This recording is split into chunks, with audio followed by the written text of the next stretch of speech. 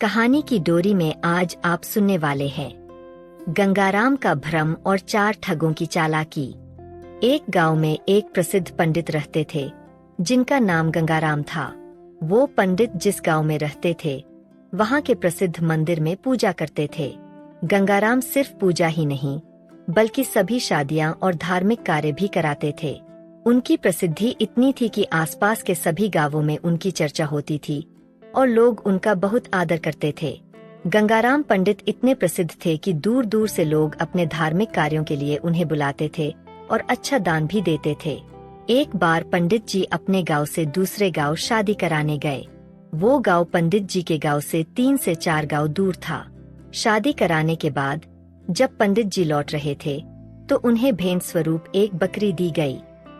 गंगाराम बकरी को लेकर पैदल धीरे धीरे अपने गांव की ओर लौट रहे थे क्योंकि उनका गांव 4 गांव के बाद था। जिस रास्ते से गंगाराम लौट रहे थे उस रास्ते पर 4 ठग रहते थे जो आने जाने वाले लोगों को लूटते थे। जब उन 4 ठगों ने पंडित जी को देखा तो उनमें से एक ठग बोला, आज तो सुबह से कोई नहीं मिला और हमारे खाने पीने की भी व्यवस्था नहीं हुई। चलो आज हम इस पंडित को ही लूट लेते हैं और उनसे ये बकरी चुरा लेते हैं।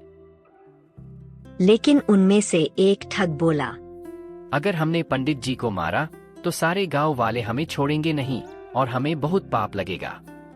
इसलिए उन 4 ठगों ने पंडित जी से बकरी छीनने की एक नई तरकीब निकाली और अपने अपने काम पर लग गए। जब गंगाराम पहले गांव के पास पहुँचे तो वहां पहला ठग उन्हें मिला। वो ठग एक साधारण व्यक्ति की तरह पंडित जी से राम राम करता है और उनके पैर छूने के लिए झुकता है, लेकिन फिर रुक जाता है और पंडित जी से कहता है, पंडित जी आप तो बहुत प्रसिद्ध हैं, लोग आपकी बहुत इज्जत करते हैं, लेकिन ये क्या, आप इस गधे के साथ क्या कर रहे हैं? पहले ठग की बात सुनकर पंडित जी गुस्से में आकर बोले, अरे मूर्ख, ये गधा नहीं, ये बकरी है, बकरी। लेकिन वो ठग बोला, पंडित जी आपको किसी ने बेवकूफ बना दिया है, ये बकरी नहीं गधा है। पंडित जी ने फिर गुस्से से कहा, तू बहुत मूर्ख है, ये गधा नहीं बकरी है। इतना कहते हुए पंडित जी आगे बढ़ गए। हालांकि इस घटना ने पंडित जी के मन में हल्का सा संदेह पैदा कर दिया। आगे बढ़ते हुए जब पंडित जी दूसरे गांव के पास पहुँचे तो वहां दूसरा ठग मिला। वो भी साधारण व्यक्ति की तरह पंडित जी से राम राम करता है और उनके पैर छूने के लिए झुकता है, लेकिन फिर रुक जाता है। पंडित जी उसे ऐसे रुकते हुए देखकर पूछते हैं, क्या हुआ, तुम क्यों रुक गए? ठग ने कहा, पंडित जी आप इस गधे को साथ लेकर क्यों घूम रहे हैं? इससे आपकी प्रतिष्ठा धूल में मिल जाएगी और लोग आपके बारे में क्या सोचेंगे? इससे अच्छा आप इस गधे को भगा दें। इस दूसरे ठग की बात सुनकर पंडित जी को बहुत गुस्सा आया और उन्होंने कहा, दिखाई नहीं देता, ये बकरी है और तुम इसे गधा कह रहे हो? दूसरा ठग बोला, पंडित जी आपको किसी ने पागल बना दिया, ये बकरी नहीं ये तो गधा है, और अगर ये आपके साथ रहेगा तो आपकी इज्जत कहाँ बचेगी? ये सुनकर पंडित जी सोच में पड़ गए कि आखिर ये सब इसे गधा क्यों कह रहे हैं। कहीं मैं सच में गधे को लेकर तो नहीं घूम रहा हूँ। अब पंडित जी के मन में संदेह और भी गहरा हो गया और वो ठग वहाँ से चला गया। पंडित जी भी आगे बढ़ने लगे। पंडित जी के दिमाग में अब भी यही सवाल चल रहा था कि ये बकरी है या गधा। जब पंडित जी तीसरे गांव के पास पहुँचे तो वहाँ तीसरा ठग मिला।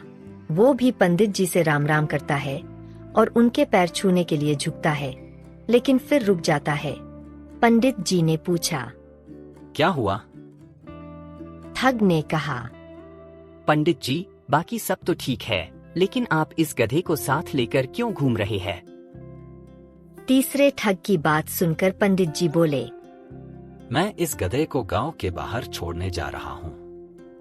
मुझे ये रास्ते में दयनीय हालत में मिला था। ये बोल के पंडित जी वहाँ से निकल गए। तीनों ठगों की बातें सुनकर पंडित जी का खुद पर से विश्वास उठने लगा और उन्हें लगने लगा कि लोग सही कह रहे हैं और वो गलत है।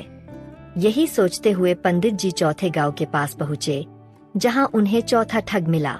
वो भी पंडित जी से राम राम करता है और उनके पैर छूने के लिए झुकता है, लेकिन फिर रुक जाता है। पंडित जी ने पूछा, क्या हुआ?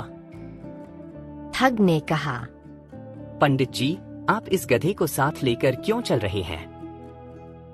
पंडित जी बोले, मैं इस गधे को गांव के बाहर छोड़ने ही वाला था। ठग ने कहा, पंडित जी, ये गधा आपको शोभा नहीं देता। लोग आपके बारे में क्या सोचेंगे? इसे मुझे दे दीजिए, मैं इसे बाहर छोड़ के आता हूँ।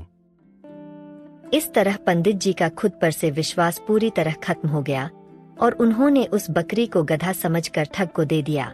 ठगों की चाल काम कर गई और वे बकरी चुराकर उसे बेचकर पैसा कमा लेते हैं। इस कहानी से हमें सीख मिलती है। हमें खुद पर विश्वास रखना चाहिए। दूसरे व्यक्ति क्या कह रहे हैं, इससे हमें कोई फर्क नहीं पड़ना चाहिए, क्योंकि रास्ता भटकाने वाले बहुत मिलेंगे। इस कहानी में भी यही हुआ है। अगर पंडित जी को खुद पर पूरा विश्वास होता कि ये बकरी ही है, तो वो अपनी बकरी ठगों को नहीं देते। इसी तरह हमें भी अपने ऊपर विश्वास रखना होगा। Subscribe our channel to get more stories.